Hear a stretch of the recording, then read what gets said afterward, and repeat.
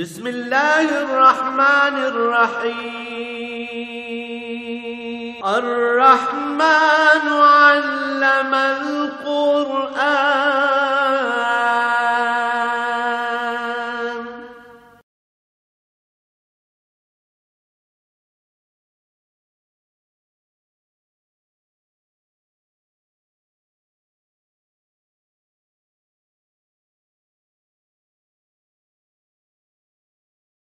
الحمد للہ رب العالمین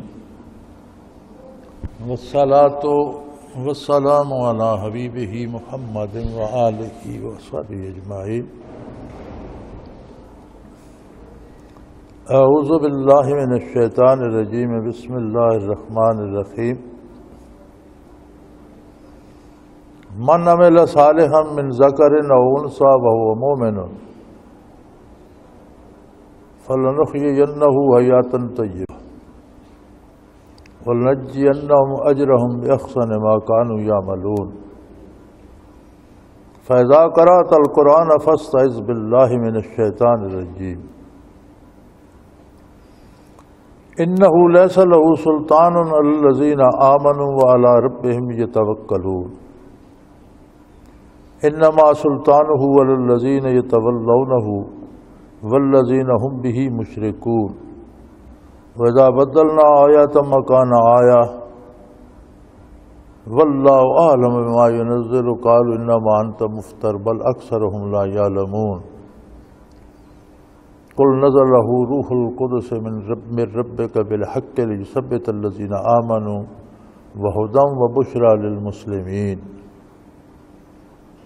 وَلَقَدْ نَعْلَمُ أَنَّهُمْ يَقُولُونَ إِنَّمَا يُعَلِّمُهُ بَشَرٌ لِسَانُ الَّذِي يُلْحِدُونَ إِلَيْهِ أَعْجَمِيٌّ وَهَذَا لِسَانٌ عَرَبِيٌّ مُبِينٌ إِنَّ الَّذِينَ لَا يُؤْمِنُونَ بِآيَاتِ اللَّهِ لَا يَهْدِيهِمُ اللَّهُ وَلَهُمْ عَذَابٌ أَلِيمٌ اللهم سبحانك لا علم لنا إلا ما علمتنا إنك أنت العليم الحكيم مولاي صل وسلم دائما أبدا علی حبیبک خیر الخلق کلہم۔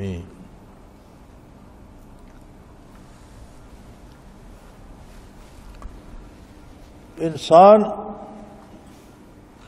دنیا میں الجھ کر کہیں سے کہیں پہنچ جاتا ہے اور حیرت ہوتی ہے کہ یہ کیا سوچتا ہے۔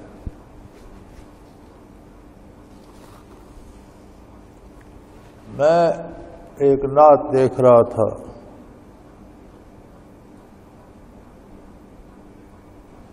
اس کے تمام شعروں کا خلاصہ یہ تھا کہ میں مدینہ منورہ گئے، بارگاہ رسالت میں گئے تو اس کی ردیف بھی اس طرح تھی، دل کے زخم دکھا کر چل دیے اور دکھڑے سنا کر چل دیے اور اس طرح۔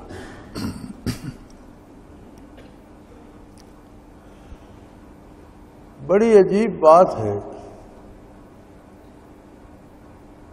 اکثر نعتیں آپ دیکھیں گے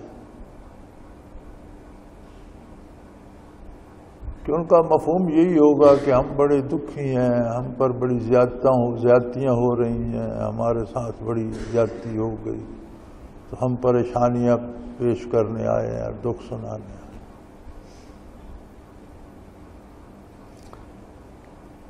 اللہ کریم نے ایک قانون ارشاد فرمایا، من عمل صالحا، جس کسی نے نیک کام کیا، نیک عمل کیا، من ذکر او انثی، وہ مرد ہو یا خاتون، یعنی انسانیت کی کل صنف ہو، مرد ہو، بچہ ہو، بوڑھا ہو، جوان ہو، خاتون ہو، عمر رسیدہ ہو، بچی ہو، جوان ہو، اور پھر وہ اچھا کام میں اس لیے نہیں کیا کہ اچھا کام ہے، وہ مومن، شرط یہ ہے کہ وہ ایماندار بھی ہو اور اس نے اللہ کی اطاعت کے لیے اور نبی صلی اللہ علیہ وسلم کے اتباع کے لیے وہ اچھا کام کیا۔ ورنہ تو دنیا میں بعض اچھے کام غیر مسلم بھی کرتے ہیں، راستے بنا دیتے ہیں، پل بنا دیتے ہیں، کنویں بنا دیتے ہیں، ہسپتال بنا دیتے ہیں. ہمارے لاہور میں بڑے بڑے ہسپتال ابھی تک ہندوؤں کے نام پر ہیں. لیکن سوال یہ پیدا ہوتا ہے کہ جس بندے کا اللہ پر، اللہ کے نبی پر، آخرت پر ایمان ہی نہیں ہے، وہ آخرت کے لیے کام یا اللہ کی رضا کے لیے کیوں کرے گا؟ وہ کرے گا تو کسی دنیا میں منافع کے لیے کرے گا یا دنیاوی شہرت کے لیے کرے گا. تو اسے دنیا کی شہرت مل جائے گی، وہ تو اس کا ادلا بدلا پورا ہو گیا. فرمایا کوئی مرد ہو یا عورت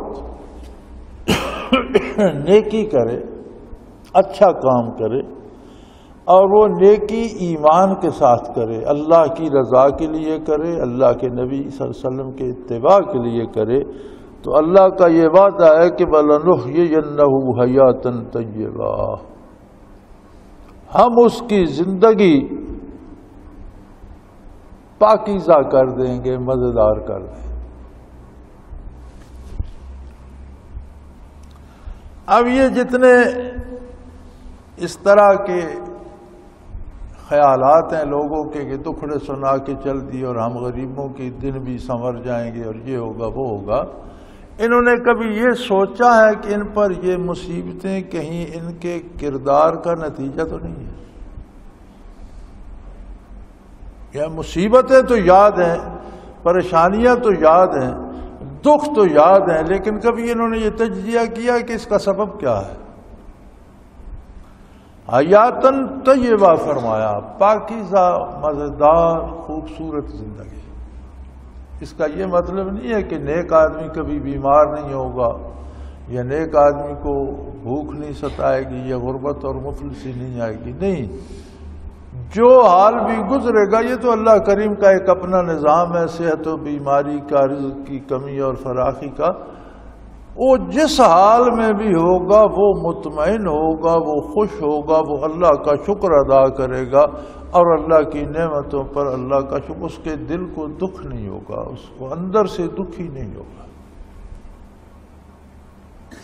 ہم یہ سمجھتے ہیں کہ دولت یا عہدہ یہ دو چیزیں ہیں، جس کے پاس بڑا عہدہ ہے وہ بڑا سکھی ہے، جس کے پاس زیادہ دولت ہے وہ بڑا سکھی ہے. اور اس کی مثال ہم مغرب کو دیتے ہیں کہ وہ لوگ بڑی عیش کی زندگی بسر کر رہے ہیں. حالاں جن لوگوں نے مغرب کو جا کے دیکھا ہے، وہاں رہ کے دیکھا ہے، وہ جانتے ہیں کہ ہر بندہ اتنا دکھی ہے، اتنا پریشان ہے، اور اس قدر عجیب زندگی ہے. میں نے یہ مرض مغرب میں ہی دیکھا ہے. ہر بندہ کسی نہ کسی خوف کا اسیر ہے.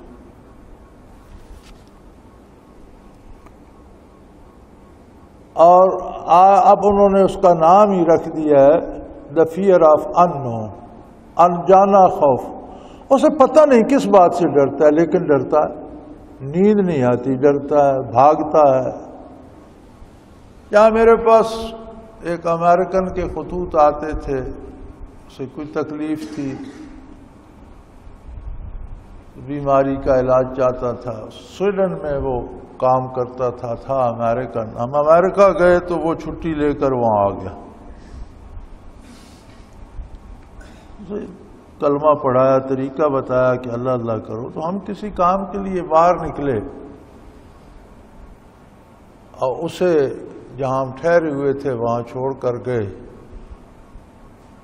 تو کچھ دور جا کر فرلانڈیڈ جا کر ہمیں کوئی چیز یاد آئی کہ وہ ساتھ لے جانی تھی، چھوڑ گئے. واپس آئے تو وہ بھاگا جا رہا تھا، سڑک اپنا بیگ شیگ اٹھائے اور بھاگ رہا تھا. تو ہم نے پکڑ لیا. بھائی تمہیں کیا؟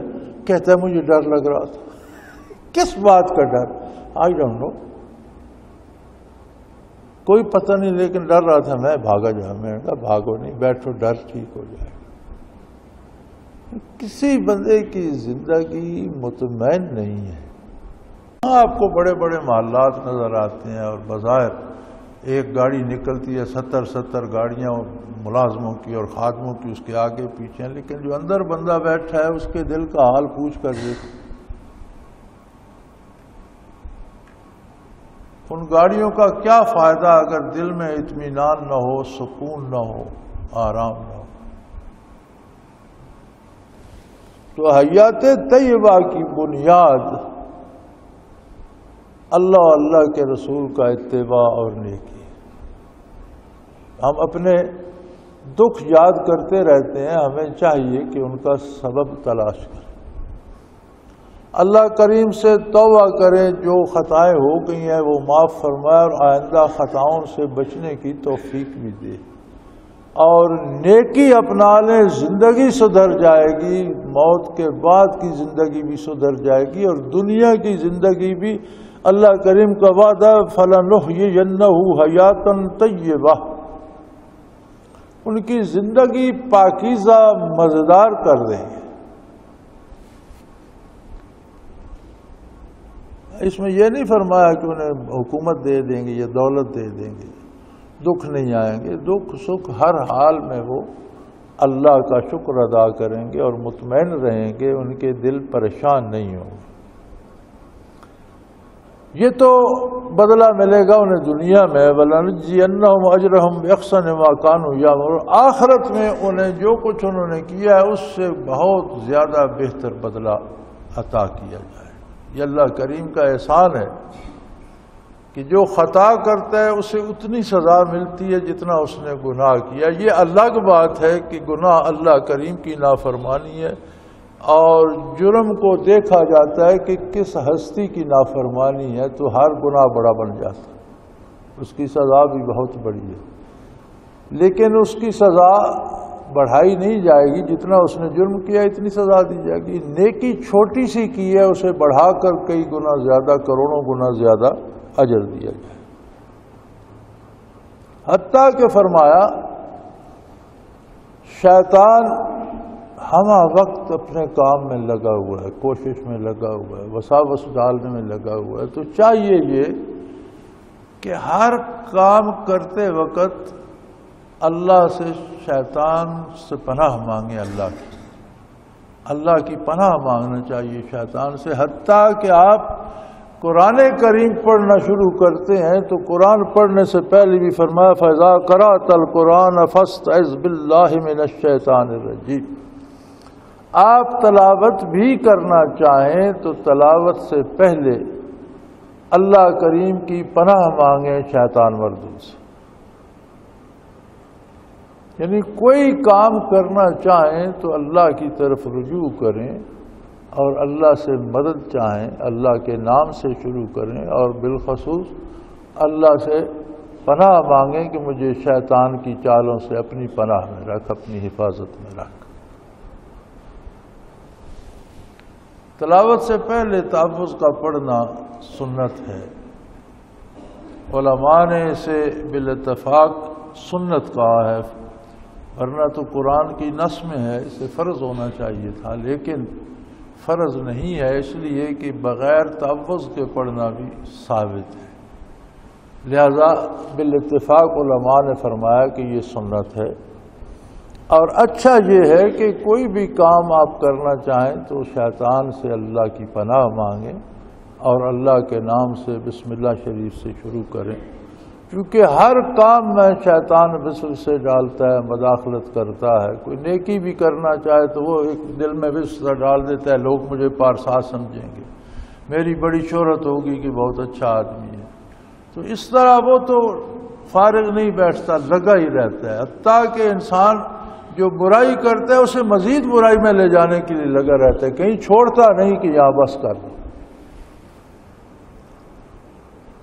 تو فرمایا کوئی بھی کام، حتیٰ کہ سب سے اعلیٰ کام ہے تلاوت قرآن، آپ تلاوت بھی کرنا چاہیں تو پہلے اللہ سے شیطان کے ہیلوں سے اور اس کی افسونکاری سے پناہ مانگیں۔ اور یہ بات بھی طے ہے، اللہ کریم فرماتے انہو لیس لہ سلطان الذین آمنوا علی ربہم یتوکلون، جن لوگوں کا عقیدہ درست ہے، ایمان صحیح ہے اور وہ اللہ پہ بھروسہ کرتے ہیں، شیطان ان کا کچھ نہیں بگاڑ سکتا۔ انہو لیس لہ سلطان، اس کا کوئی بس نہیں چلتا ان لوگوں پر جن کا عقیدہ درست ہے، ایمان صحیح ہے اللہ پر، اللہ کے حبیب پر، آخرت پر، اللہ کی کتاب پر، ضروریات دین پر، اور پھر وہ اللہ پر بھروسہ بھی رکھتے ہیں، صرف ہیلوں حوالوں سے بھروسہ نہیں رکھتے، بھروسہ اللہ پہ رکھتے ہیں۔ اللہ پہ بھروسے سے مراد یہ ہے کہ آدمی کام کرنے کے لیے جائز وسائل اختیار کرے اور اللہ پہ بھروسہ کرے، اور ناجائز وسائل اختیار نہ کرے کہ ان سے کام ہو جائے گا۔ اللہ کریم پہ بھروسہ یہ ہے کہ اسباب اور وسائل اختیار کرنا تو سنت اللہ ہے، کرنے چاہیے اور عبادت ہے، لیکن جائز حد تک۔ رشوت لے کر، رشوت دے کر، چوری کر کے، سفارشیں کرا کے ناجائز کام کروانے، یہ توکل کے خلاف ہے۔ جائز وسائل اختیار کرے اور اللہ پہ بھروسہ کرے تو شیطان اس کا کچھ نہیں بگاڑ سکتا۔ انما سلطانہ علی الذین یتولونہ، اس کا بس ان لوگوں پہ چلتا ہے جو اس سے تعلق رکھتے ہیں۔ شیطان کی باتیں وہی لوگ مانتے ہیں اور انہی سے وہ منوا سکتا ہے جن کا اس کے ساتھ رشتہ بن جاتا ہے، جو اس کی باتوں پر عمل کرنا شروع کر دیتے ہیں، جو اس سے اپنا تولّہ ہوتا ہے، دوستی، ولایت ہوتی ہے دوستی، جو اس سے دوستی کر لیتے ہیں ان پر اس کا بس چلتا ہے۔ اور پھر وہ لوگ والذین ہم بہ مشرکون، شیطان کے ساتھ دوستی کی ابتدا اس بات سے ہوتی ہے کہ وہ بندے کی امیدیں اللہ سے ہٹا کر مخلوق کی طرف کر دیتا ہے، اور یوں بندہ شرک میں مبتلا ہو جاتا ہے۔ یہ کام فلاں کر دے گا، یہ بات فلاں کر دے گا، یہ چیز فلاں سے ہو جائے گی۔ جو کام اللہ نے کرنے ہیں وہ مخلوق پہ امیدیں بندھا دیتا ہے بندے کی، اور یوں بندہ شرک میں مبتلا ہو جاتا ہے۔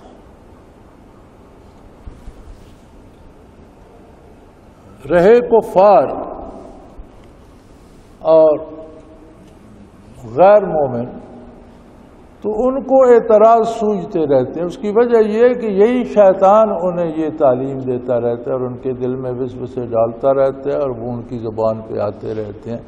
اب اگر کوئی آیت منسوخ ہو گئی یا کوئی حکم تبدیل ہو گیا، وَإِذَا بَدَّلْنَا آیَةً مَّكَانَ آیَةٍ وَاللَّهُ أَعْلَمُ بِمَا يُنزِلُ قَالُوا إِنَّمَا أَنتَ مُفْتَرٍ بَلْ أَكْثَرُهُمْ لَا يَعْلَمُونَ۔ کوئی آیت منسوخ ہوئی، اس کی جگہ نئی آیت آ گئی، یا کوئی حکم منسوخ ہو گیا نیا حکم آ گیا، تو شیطان کے پڑھانے سے وہ کہنے لگے بھی اللہ کو پہلے معلوم نہیں تھا کہ یہ ہونا چاہیے، پہلے اور حکم دیا بعد میں اور دیا۔ اب یہ بات انسانی سمجھ کی ہے نا، اسے جس طرح سمجھے۔ اعلیٰ اللہ کا تو یہ کرم اور احسان ہے کہ مخلوق کی ایک حالت تھی تو جتنا وہ کر سکتے تھے اس کے مطابق حکم دے، جب اس سے وہ بہتر حالت میں آ گئے، بات سمجھ آ گئی، کرنے کی قوت پیدا ہو گئی، تو پہلے کو منسوخ کر کے دوسرا حکم دے دیے تھے۔ یہ تو اللہ کا احسان تھا۔ احکام میں تبدیلی کوئی عجیب بات نہیں ہوتی۔ عقیدے میں تبدیلی ہو تو اعتراض کیا جا سکتا ہے کہ آپ نے پہلے یہ عقیدہ چونکہ عقیدہ تو خبر ہوتا ہے، اللہ واحد ہے، لا شریک ہے، یہ خبر ہے، قیامت قائم ہوگی یہ خبر ہے، مرنے کے بعد حساب کتاب ہوگا خبر ہے، فرشتے ہیں خبر ہے۔ خبر تبدیل ہو تو اعتراض ہوتا ہے کہ یا پہلی ٹھیک تھی یا بعد کی ٹھیک۔ تو عقیدہ تو الحمدللہ آدم علیہ نبینا علیہ الصلوۃ والسلام سے لے کر آقا نامدار صلی اللہ علیہ وسلم تک تمام انبیاء نے وہی بتایا۔ احکام وقت کے ساتھ ساتھ انسانوں کی استعداد کے مطابق اللہ اپنے کرم سے تبدیل فرماتے رہے۔ جو کام انسانوں کی استعداد میں نہیں تھا وہ کرنے کا حکم نہیں دیا، یہ تو اس کا احسان ہے۔ جب وہ کسی اور ان میں قوت آئی، سمجھ آئی، برداشت آئی تو کسی اور اچھا کام مزید بہتر کرنے کے قابل ہوئے تو انہیں مزید بہتر کا حکم دے دیا۔ تو یہ تو عظمت الہی کا اظہار تھا۔ انہوں نے سے الٹا سمجھ لیا کہ اللہ کو پہلے پتہ نہیں تھا کہ یہ کر سکتے ہیں، پہلے اور حکم دیا اب اور دیا۔ یہ تو آپ صلی اللہ علیہ وسلم کو فرماتے، یہ تو آپ نے جوڑ لیا ہے، انک مفتر، آپ اپنی طرف سے بنا لیتے ہیں۔ اللہ کا کلام ہوتا تو اس میں تبدیلیاں کیوں ہوتی؟ بل اکثرہم لا یعلمون، فرمایا عموماً ان کی اکثریت جاہل ہے۔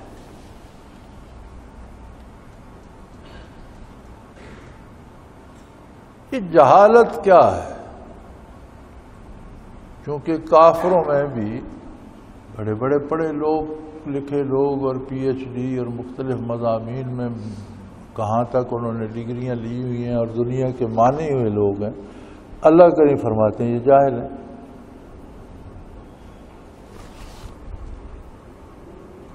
عالم کون ہے اور جاہل کون ہے؟ ہر وہ بندہ جو عظمت الہی سے ناآشنا ہے وہ جاہل ہے، خواہ اس نے کتنے علوم حاصل کیے، تو علوم کا ماحصل تو یہ تھا، اب اس نے باٹنی کا علوم حاصل کیے، ماسٹرز کر لیا باٹنی میں، یہ جڑی بوٹیاں اور درخت پتے، ان کی ساری تحقیقات کرنے کے بعد اگر وہ یہ نہیں جان سکا کہ ان کو بنانے اور قائم رکھنے اور چلانے اور ان میں یہ خصوصیات پیدا کرنے والا کون ہے، فرمایا پھر تو جاہل کا جاہل ہی ہے۔ اس نے کیا پڑھا؟ پھر اس پڑھنے کا کیا حاصل ہوا؟ ایک میڈیکل ڈاکٹر بن گیا، انسانی وجود کے ذرے ذرے سے واقف ہے، اس طرح دل دھڑکتا ہے، یوں خون جاتا ہے، یہ کام جگر کا ہے، یہ معدے کا ہے، یہ آنکھوں کی بینائی کا ہے، یہ کانوں کی سنوائی، ساری تحقیقات، بہت بڑا فاضل ہے، لیکن وہ یہ بات نہ سمجھ سکا کہ یہ سارا نظام بنایا کس نے ہے، چلا کون رہا ہے اور اسے روک کون دیتا ہے، تو فرمایا وہ جاہل ہے۔ اصل بات جو جاننی چاہیے تھی وہ تو اس نے جانی نہیں، باقی جمع تفریق جانتا ہے تو جانے، پھر تو وہ جاہل ہے۔ اس لیے حضور اکرم صلی اللہ علیہ وسلم نے فرمایا کہ العلم و علمان، علم کے دو حصے ہیں، علم الادیان و علم الابدان۔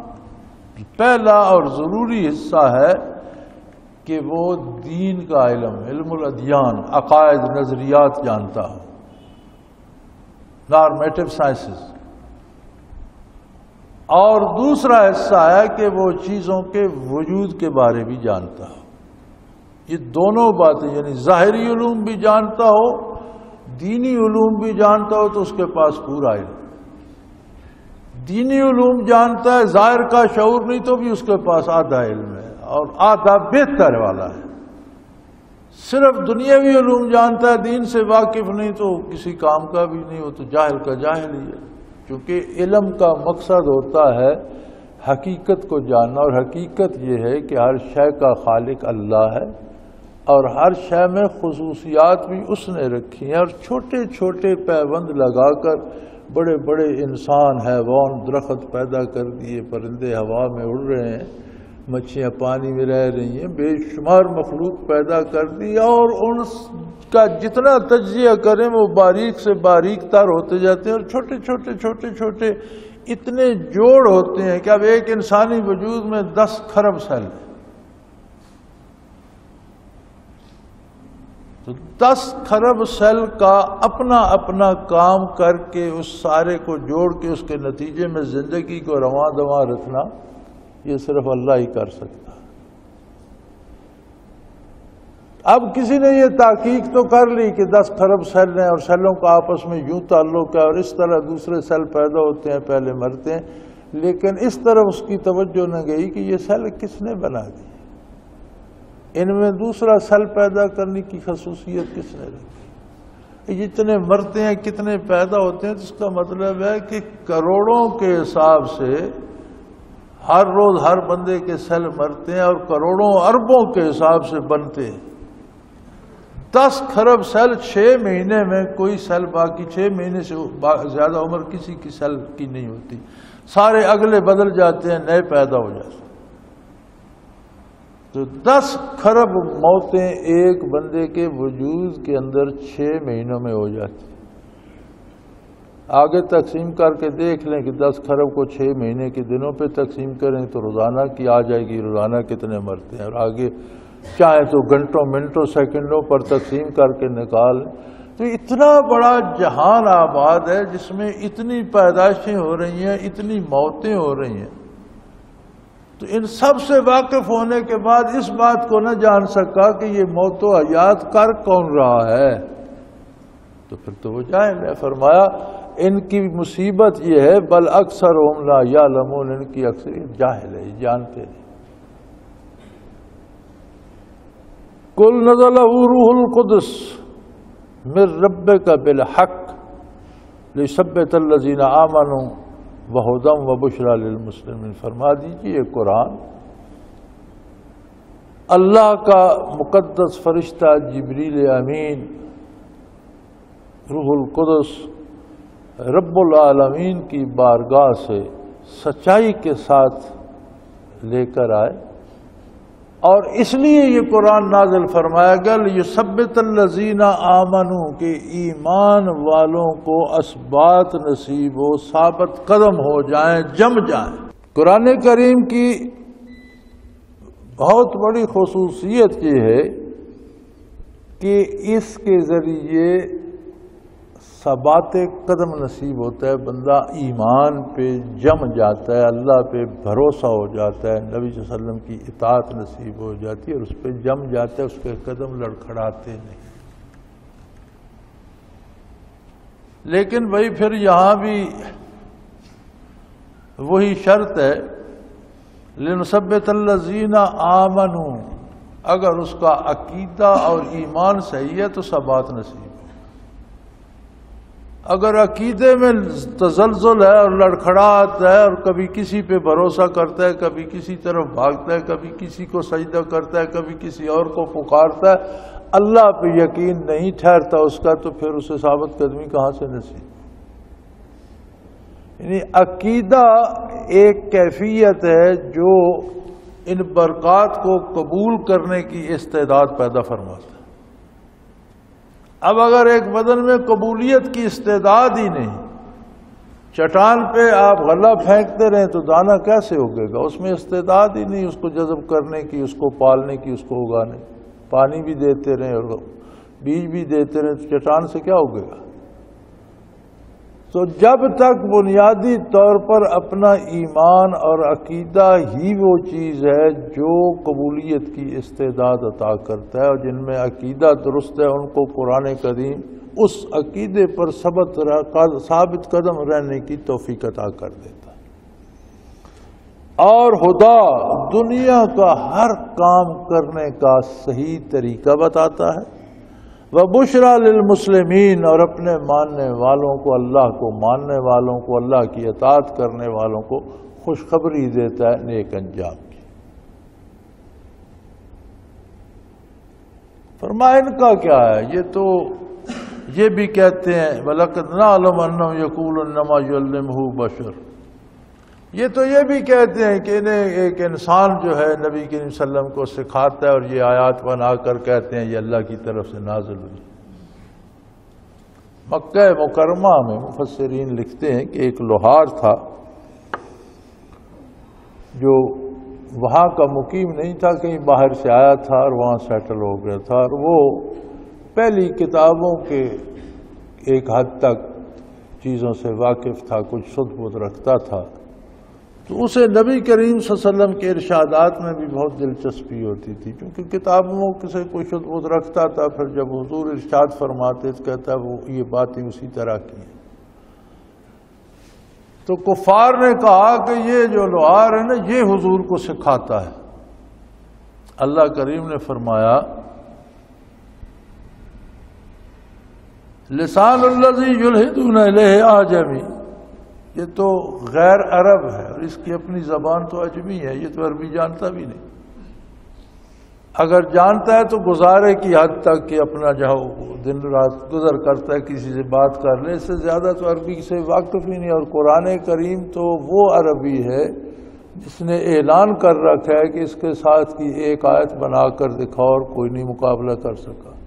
تو اتنی اعلیٰ عربی یہ کیسے سکھا سکتے جس کو خود عربی آتی نہیں؟ فرمایا لسان الذی یلحدون الیہ اعجمی، جس کی طرف نسبت کرتے اس کی اپنی زبان غیر عربی ہے، اور قرآن جو ھذا لسان عربی مبین، یہ تو بہت اعلیٰ پائے کی عربی ہے، کوئی عرب اس کی مثال نہیں بنا سکتا۔ فرمایا یہ یاد رکھ لو، ان الذین لا یؤمنون بآیات اللہ، جو لوگ اللہ کی آیات پہ یقین نہیں رکھتے، لا یہدیہم اللہ، اللہ انہیں ہدایت نصیب نہیں فرماتا۔ ہدایت کا سبب ہی جب آیات مبارکہ ہیں اور ان پر کسی کو یقین ہی نہیں ہے تو پھر ہدایت کہاں سے نصیب ہوگی؟ اللہ کریم انہیں ہدایت نصیب نہیں کرتے، اور ہدایت نصیب نہ ہونا معمولی بات نہیں ہے۔ جو گمراہی میں مرے گا وَلَهُمْ عَذَابٌ علیم، ایسے لوگوں کے لیے بڑی دردناک سزا ہے، سزا ویسی تکلیف دہ ہوتی ہے، پھر اللہ کریم نے جسے اور دردناک فرمایا، خدا جانے وہ کتنی تکلیف دے اور کس قدر زیادہ ہوگی۔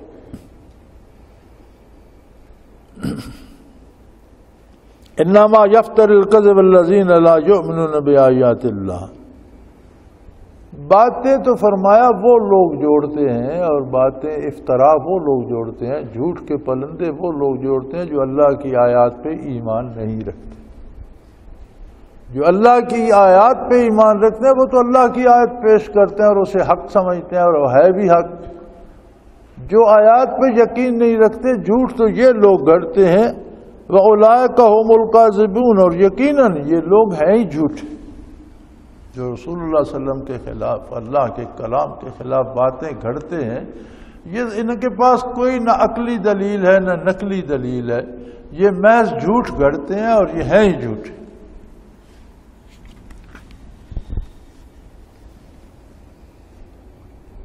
من کفر باللہ من بعد ایمانہ الا من اکرہ وقلبہ مطمئن بالایمان ولکن من شرح بالکفر صدرا فعلیہم غضب من اللہ ولہم عذاب عظیم۔ یہ خطرہ ایمان لانے کے بعد بھی رہتا ہے۔ دنیا اور اس کی لبھانے والی چیزیں، مال و دولت، حکومت، اقتدار، یہ بھی موجود ہیں۔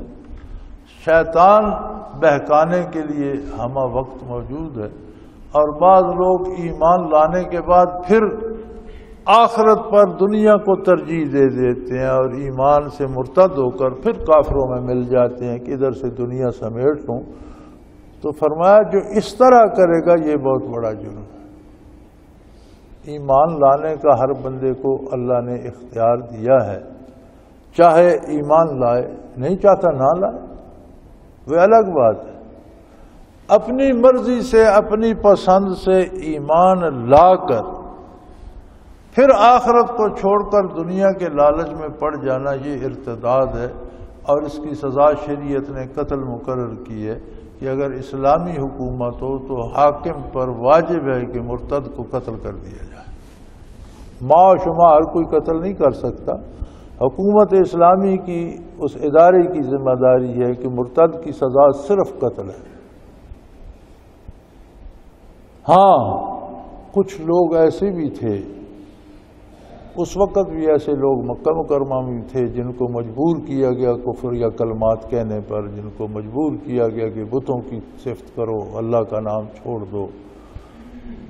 تو فرمایا وہ لوگ جو مجبور اور بے بس تھے، اگر ان کا دل ایمان سے مطمئن تھا اور کفار کی ایذا سے زبانی کفر یا کلمے نکل گئے تو اس پر گرفت نہیں ہوگی۔ اللہ بہت کریم ہے، وہ ان کے حال سے واقف ہے، بلکہ اکثریت صحابہ کی تو شہید ہو گئی اور انہوں نے اس طرح کے کلمات ادا نہیں کیے۔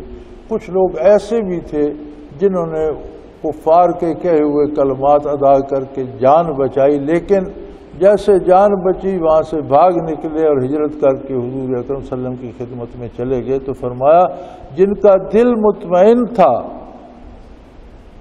لیکن انہوں نے صرف جان بچانے کے لیے، کفار کے قتل کے خوف سے بچنے کے لیے، ایذا سے بچنے کے لیے انہوں نے کوئی کفریہ کلمہ کہہ دیا تو حرج نہیں، اللہ معاف کرنے والا ہے۔ لیکن جن کے دلوں میں کفر گھس گیا اور جو دل سے کافر ہو گئے، ان پر اللہ کا غضب نازل ہوگا اور ان کے لیے بہت بڑی سزائیں، وہ اللہ کے قہر سے نہیں بچ سکیں گے۔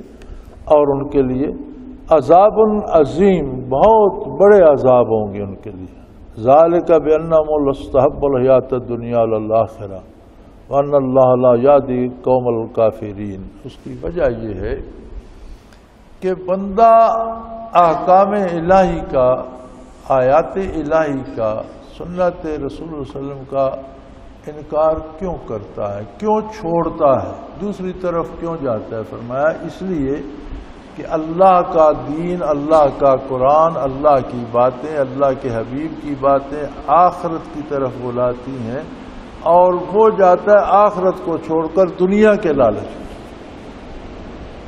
پیسے مل جائیں گے، اقتدار مل جائے گا، یعنی ان کا جرم یہ ہے کہ بأنہم مستحب الحیات الدنیا علی الآخرہ، انہوں نے دنیا کی زندگی اور دنیاوی لذات کو آخرت پر ترجیح دے دی، اور یہ بہت بڑا ظلم ہے، بہت بڑا جرم ہے۔ اور یہ اتنا بڑا جرم ہے کہ اللہ انہیں کبھی ہدایت نہیں نصیب فرمائے گا، بلکہ اولئک الذین طبع اللہ علی قلوبہم وسمعہم وابصارہم، اللہ ایسا کرنے والوں کے دلوں پہ مہر کر دیتا ہے، پھر انہیں آخرت کی یا اللہ کے قرب کی یا نبی سے تعلق کی کوئی خواہش ہی نہیں رہتی، ان کے دلوں مہر کر دیے جاتے ہیں، اور ان کے کانوں پہ مہر کر دی جاتی ہے، ان کی آنکھوں پہ مہر کر دی جاتی ہے۔ آنکھیں بھی نیکی دیکھ نہیں سکتی، دنیاوی لالچ ہی دیکھتی رہتی ہیں۔ اب گدھ بلند فضا میں جا کر ساری 50 میل کے دائرے کا معائنہ کرتا ہے، لیکن اسے تلاش مردار کی ہوتی ہے، کیا اس 50 میل میں اور کوئی اچھی چیز نہیں ہے؟ اس کا مزاج ہی وہی ہے، جہاں مڑتا ہے وہاں وہ اتر جاتا ہے، کبھی کسی باغ میں تو نہیں اترتا۔ اسی طرح جب کفر اختیار کرتا ہے کوئی اور اس کے دل میں کفر رچ بس جاتا ہے تو اس کی پسند بدل جاتی ہے، اچھائی اسے پسند ہی نہیں آتی۔ اللہ کریم اس کے دل پہ، آنکھوں پہ، کانوں پہ مہر کر دیتے ہیں، اچھائی سنتا نہیں، اچھائی دیکھتا نہیں، اچھائی سمجھتا نہیں، برائی میں آگے ہی آگے بڑھتا رہتا ہے۔ لا جرم انہم فی الآخرۃ ھم الخاسرون، فرمایا اس بات میں کوئی شبہ نہیں ہے کہ آخرت میں یہ بہت بڑے خسارے، بہت بڑے نقصان ہیں۔ ثم ان ربک للذین ہاجروا من بعد ما فتنوا ثم جاہدوا وصبروا ان ربک من بعدها لغفور رحیم، اور جن لوگوں نے دکھ اٹھائے اللہ کے لیے، اللہ کے دین کے لیے، اللہ کے حبیب کے اتباع کے لیے، اور انہوں نے ہجرتیں کی، پھر ہجرت کے بعد بھی ان پر آزمائشیں آئیں اور ان پر حملے ہوئے اور کفار نے ان پر حملے کیے، تو انہوں نے جہاد کیا اور صبر کیا، اپنے آپ کو اللہ کی اطاعت پہ روک کے رکھا۔ ان ربک من بعدها لغفور الرحیم، تو ایسے دکھ اٹھانے والوں کے لیے اللہ بہت بڑا بخشنے والا، بہت بڑا رحم کرنے والا ہے۔ انہوں نے اگر دنیا میں اللہ کے لیے، اللہ کے دین کے لیے، اللہ کے حبیب کے لیے دکھ اٹھائے تو اللہ کی رحمتوں کے مزے بھی وہی لوٹیں گے کہ وہ بہت بڑا مہربان، بہت بڑا معاف کرنے والا۔ کل نفس ما عملت وہم لا یظلمون، یہ یاد رکھیں قانون یہ ہے ہر متنفس کے لیے کہ جو وہ کرتا ہے اس کا بدلہ پائے گا، اس سے زیادتی نہیں کی جائے گی، جو اس نے نہیں کیا اس کی اسے سزا دی جائے۔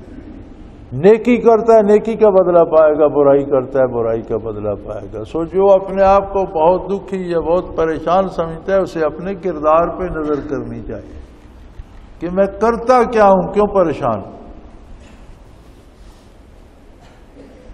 بضرب اللہ مثلا قریۃ کانت آمنۃ مطمئنۃ یاتیھا رزقھا رغدا من کل مکان فکفرت بانعم اللہ فذاقھا اللہ لباس الجوع والخوف بما كانوا یصنعون۔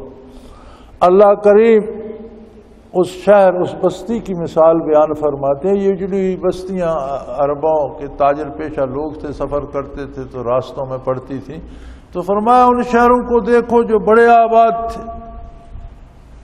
امن تھا ان میں، مطمئن تھے، اور شب و روز انہیں فراخی سے رزق ملتا تھا۔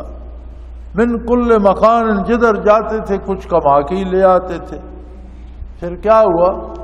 فکفرت بانعم اللہ، انہوں نے اللہ کی نعمتوں کا انکار کیا، اللہ کا شکر ادا کرنا چھوڑ دیا، اللہ کی اطاعت چھوڑ دی، نافرمانی پہ آ گئے، لوٹ مار پہ آ گئے، لالچ میں پڑ گئے، ناجائز ذرائع سے دوسروں سے چھیننے اور لوٹنے لگ گئے، تو کیا ہوا؟ فَأَذَاقَهُ اللَّهُ لِبَاسَ الْجُوعِ، ان کے اس کردار کی وجہ سے اللہ نے ان پر بھوک مسلط کر،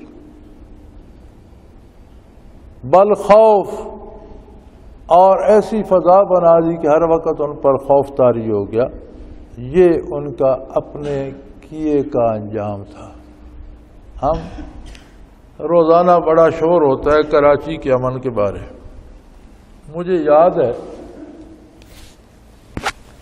میں ایک دفعہ گیا کراچی میں، کچھ لوگ ایسے تھے جو گاڑیوں کا کاروبار، کاروں کے خریدنے بیچنے کا کرتے تھے، اور ان کے کوئی شو روم نہیں ہوتے تھے، ایک خاص سڑکیں تھیں، وہاں وہ گھر سے ایک لکڑی کا بینچ لے آتے تھے، اس پر بیٹھ جاتے تھے، کوئی بیچنے والا آ گیا، کوئی خریدنے والا آ گیا، ان کا سودا کرا دیا، کمیشن لے لی۔ تو ان کے ساتھ کئی کے ساتھ میل ملاقات بھی تھی، تو ایک دن ایک کے پاس میں بیٹھا تھا، تو وہ کہنے لگا یار میری تو یہاں عمر گزر گئی ہے، پنجاب سے آیا ہوں، اب دیکھ لو یہ ایک چھوٹا سا لکڑی کا لے آتا ہوں، میز سا، اس پر بیٹھ جاتا ہوں اور شام کو اپنا اٹھا کے گھر چلا جاتا ہوں، میں نے کروڑوں کمائے۔ یہ کراچی ایسا شہر ہے کہ یہاں تو روپوں کے پرنالے لگے ہوئے، کوئی بیٹھ جائے صحیح تو شام کو جھول بھر کے اٹھتا ہے، کوئی خطرہ نہیں ہوتا تھا رات دن کسی وقت، کوئی ڈر نہیں ہوتا تھا، روزی عام تھی، کوئی بھوکا نہیں سوتا تھا۔ اب کیا ہے؟ بھوک، افلاس، لوٹ مار، تجارت، کارخانے بند ہو رہے ہیں، دکانیں بند ہو گئی ہیں، کاروبار تباہ ہو گئے، اور ہر بندے پر موت کا خوف ہے، کب کوئی قتل کر دے گا۔ ہم سارے حکومت سمیت اور ہم عوام سمیت سارے اس میں لگے کراچی میں امن ہو، اللہ کرے کراچی میں امن ہو، لیکن اس کا اس ساری بھوک افلاس کا سبب کیا ہے بھائی؟ جب تم نے اللہ کی نافرمانی کی، حلال پر نہیں رہے، لوٹ مار شروع کر دی، تو اللہ نے تم پر بھوک مسلط کر دی۔ اب شہر سٹور گودام بھرے ہوئے ہیں، بندے کے پاس پیسے بھی ہیں، لے کے پھرتا ہے، اسے ملتی بھی کوئی سبزی بھی نہیں پکانے، یہ اللہ کی طرف سے بھوک مسلط ہو گئی ہے نا۔ پیٹرول پمپوں پہ ٹینک بھرے پڑے ہیں، گیس کے بھی اور پیٹرول کے بھی، آپ پیسے لے کر لائن میں کھڑے، آپ کو ملتا نہیں۔ چیز کا نہ ہونا، نہ ملنا تو بات سمجھ میں آتی ہے، چیز ہے اور نہیں ملتی، جاؤ بھائی آج گیس کی چھٹی ہے، چلو شاباش۔ تو چیز بھی ہے، پیسے بھی ہیں، دکان پہ رکھی ہے، نہیں ملتی، تو یہ اللہ کا عذاب نہیں تو کیا ہے؟ فرمایا جب لوگوں نے اللہ کا نافرمانی کی، اللہ کی، اور دولت ہی میں الجھ گئے اور ناجائز ذرائع استعمال کرنے لگے، تو فَأَذَاقَ اللَّهُ لِبَاسَ الْجُوعِ، اللہ نے ان پر بھوک بھی مسلط کر دی، والخوف، اور ڈر کا ماحول پیدا کر دیا، ہر بندہ خطرے میں، بما كانوا يصنعون، اور یہ مصیبت ان کے اپنے کردار کی وجہ تھی۔ اس کا مطلب ہے کہ اگر وہ کردار آج بھی بدل لیں، اللہ پر بھروسہ کرنا لگیں، گناہوں سے توبہ کریں، رشوت لینا، چور بازاری کرنا، ناجائز منافع خوری چھوڑ دیں، تو آج بھی اللہ کا وہ عذاب ہٹ سکتا ہے۔ لیکن عجیب بات ہے، ہم سب مسلمان ہیں، ہماری نظر اس طرف نہیں جاتی، ہم کہتے ہیں پولیس پکڑ لے، وہ مار دے، وہ مار دے، جو عذاب الہی ہے وہ پولیس کیسے ہٹا سکتی؟ رینجرز آ جائے، فوج آ جائے، تو رینجر اور فوج اللہ کا عذاب ہٹا لے گی؟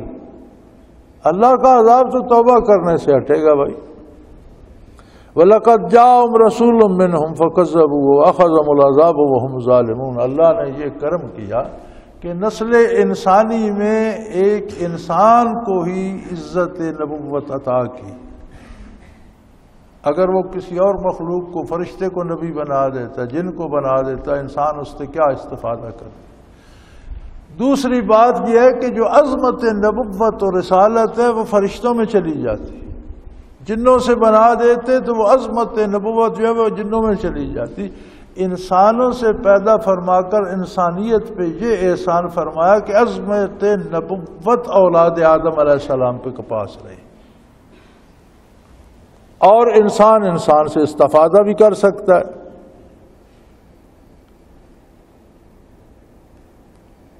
تو اللہ نے یہ احسان فرمایا، لوگوں نے ان کا انکار کر دیا۔ کسی نے تو زبانی انکار کر دیا، اکثریت وہ ہے جو زبانی تو مانتے ہیں عمل نہیں کرتے، تو نتائج تو عمل پر مرتب ہوتے ہیں نا۔ زبانی کو کہتا رہے میں نے کھانا کھایا ہوا ہے، کھائے نہیں تو اس کی بھوک تو نہیں مرتی، عمل کرنے سے ہوتا ہے۔ تو جنہوں نے زبانی بھی انکار کر دیا انہوں نے تو عمل سرے سے کرنا ہی نہیں تھا۔ تو زیادہ وہ لوگ ہیں جو زبانی تو مان لیتے ہیں لیکن عمل نہیں کرتے۔ اس انکار کا وجہ، اس کا انکار کا نتیجہ یہ ہے أَخَذَهُمُ الْعَذَابُ وَهُمْ ظَالِمُونَ، انہوں نے اپنے آپ پر ظلم کیا اور انہیں اللہ کے عذاب نے پکڑ لیا۔ انہوں نے تکذیب کی انبیاء کی علیہ السلام کی۔ اللہ کا وہ عظیم رسول جسے قیامت تک کی انسانیت کی امامت اور نبوت اور رسالت عطا کی اور جس نے قیامت تک کے لیے زندگی کے سارے اصول رہنما بتا دیے، اب اگر ان سے روگردانی کرتے ہو تو کیا سمجھتے ہو تم موج کرو گے؟ نہیں، اسی کے بدلے میں تمہیں اللہ کا عذاب پکڑ لے گا، تم اپنے آپ پر خود ظلم کر۔ فَكُلُوا مِمَّا رَزَقَكُمُ اللَّهُ حَلَالًا طَيِّبًا، یار اللہ نے بے شمار نعمتیں دی ہیں، انہیں حلال جائز طریقے سے اور پاکیزہ کھاؤ۔ کھانے سے منع نہیں فرمایا، حلال طریقے سے کماؤ، آرام سے کھاؤ، حلال ہو طیب ہو۔ ایک تو کماؤ حلال، پھر اس میں کوئی ناپاک یا ناجائز چیز ملنے بھی نہ دو۔ آپ ایک جائز اور حلال وسائل سے دودھ کا ایک گلاس لے آتے ہیں، لیکن پھر اس میں کوئی ناپاکی کا ایک قطرہ مل جاتا ہے تو سارے کو ناپاک کر دے گا۔ طیب وہ ہے جس میں آگے ناپاکی بھی نہ ملے، کمایا بھی حلال طریقے سے گیا ہو اور پھر اسے طیب خالص رکھا جائے، اس میں ناپاکی کی آمیزش نہ ہو۔ تو کھاؤ پیو، اچھا لباس پہنو، اچھا کھانا کھاؤ، اچھی گاڑیاں رکھو، اچھے گھر بناؤ۔ اللہ کریم نے کب منع کیا؟ لیکن اپنے حقوق سے جائز طریقے سے حاصل کر کے بناؤ، دوسروں کا خون نچوڑ کر اپنے لیے غذا نہ بناؤ۔ وَاشْكُرُوا نِعْمَتَ اللَّهِ إِن كُنتُمْ إِيَّاهُ تَعْبُدُونَ، اور ان نعمتوں پر اللہ کریم کا شکر ادا کرتے رہو، اس کا احسان مانو کہ اس نے تمہیں یہ نعمتیں عطا کی ہیں اور تم پر انعام فرمایا۔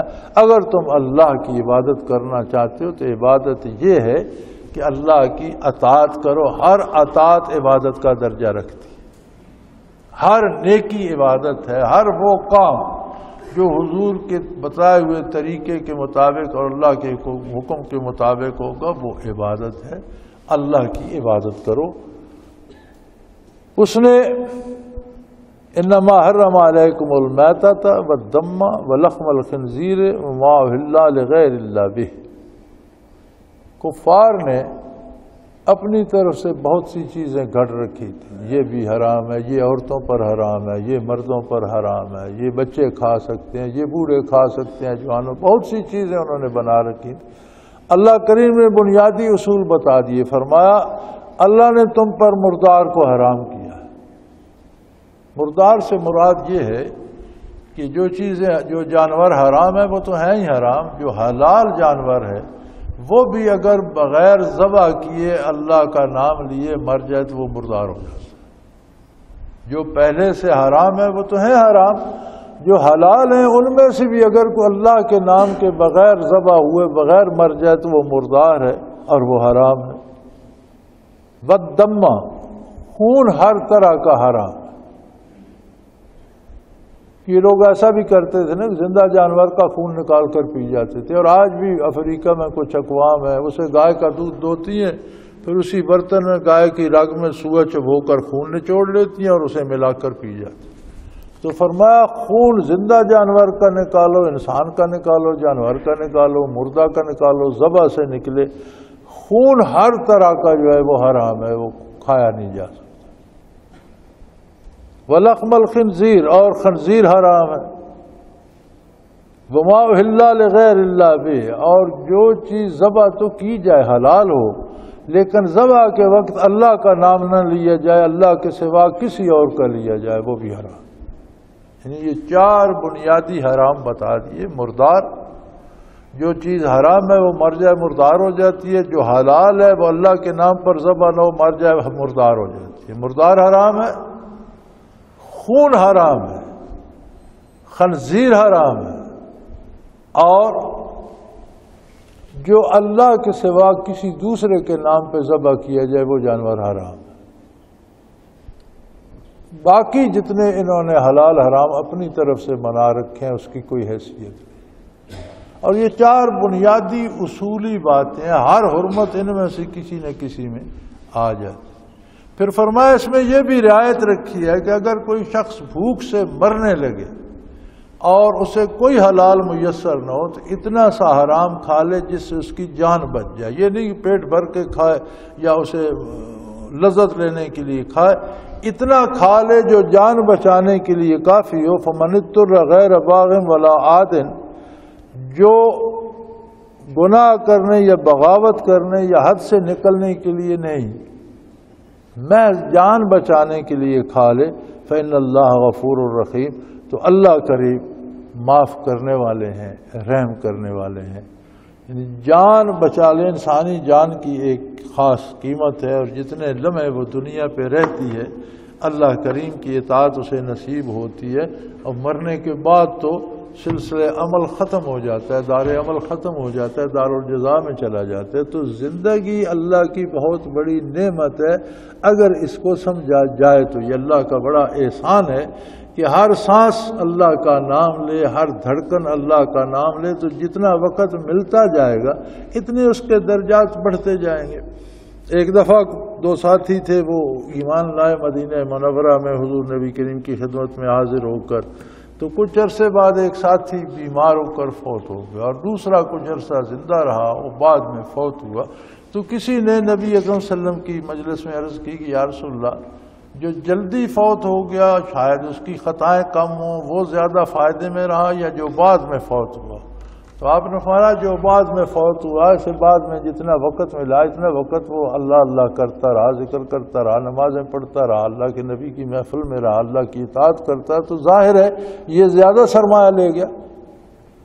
تو زندگی اللہ کی وہ نعمت ہے کہ ہر سانس میں آخرت کمائی جا سکتی، حتیٰ کہ اللہ نے یہ اجازت دی کہ اگر زندگی خطرے میں ہے اور اسے بچانے کے لیے اتنا حرام بھی کھا لو جس سے جان بچ جائے تو میں معاف کر دوں گا۔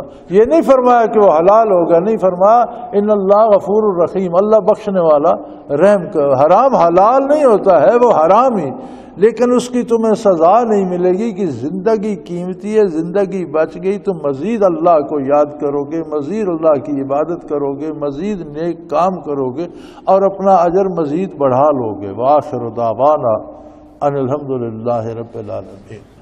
اللہ اللہ اللہ اللہ اللہ اللہ اللہ اللہ۔ حضرت امیر محمد اکرم آوان مد ذلہ العالی دارالعرفان منارہ ضلع چکوال میں سالہ سال سے قرآن و حدیث کے اوپر خطابات کر رہے ہیں، اور سلسلہ نقشبندیہ اویسیہ کے مطابق لوگوں کو ذکر الہی کی تربیت دے رہے ہیں۔ وہ قرآن پاک کی تفسیر ترتیب وار بیان کر رہے ہیں۔ تفسیر قرآن کو وہ موجودہ ملکی اور بین الاقوامی حالات کے مطابق بیان کرتے ہیں۔ موٹر وے سے کلر کہار کے انٹرچینج سے نکلتے ہوئے، کلر کہار کی جھیل سے ہوتے ہوئے، میانی، بوچھال اور نور پور سے گزرتے ہوئے دارالعرفان منارہ پہنچ سکتے ہیں۔ حضرت امیر محمد اکرم آوان نے بچیوں اور بچوں کی دینی اور دنیاوی تعلیم کے لیے سقارہ اکیڈمی کے نام سے ایک درسگاہ بھی قائم کی ہے، جس کا افتتاح ملک پاکستان کے صدر جنرل محمد ضیاء الحق نے اپنے دست مبارک سے کیا تھا۔ وہ تمام احباب جو اسلام کی طلب رکھتے ہیں ان سے گزارش ہے کہ دارالعرفان منارہ ضلع چکوال میں امیر محمد اکرم آوان صاحب کے خطابات سے مستفید ہوں۔ وہ ہر جمعے کو نماز سے پہلے بیان فرماتے ہیں۔ ہر ماہ کی پہلی اتوار کو ماہانہ اجتماع ہوتا ہے جس میں آپ خصوصی خطاب فرماتے ہیں اور پاکستان کے چاروں صوبوں سے احباب اس اجتماع میں شرکت کرتے ہیں۔ اس کے علاوہ یہاں سال میں 2 مرکزی اجتماعات بھی ہوتے ہیں، ایک رمضان المبارک میں اعتکاف کا اجتماع اور دوسرا جولائی اور اگست میں 40 دن کا اجتماع ہوتا ہے جس میں روحانی تربیت کی جاتی ہے۔ اپنا خون سیماب دے کر اتنا ہم کر جائیں گے، نام آقا کا چمن میں پھر رقم کر جائیں گے۔